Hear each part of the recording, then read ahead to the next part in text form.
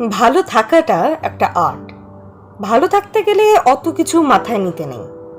বন্ধু কেন ওই কথাটা চেপে গেল, প্রেমিক কেন হঠাৎ বদলে গেল, আমার থেকে আমার পিস্তুত দিদির দামি ফোন কেন, এত বিষয় নিয়ে নিজেকে খামোখাই যাতনা দেয়া। আরো একটু বেশি করে পড়তে হবে, নিজের জন্য, পরীক্ষার জন্য। আরো দুটো বেশি ভাষা শিখতে হবে।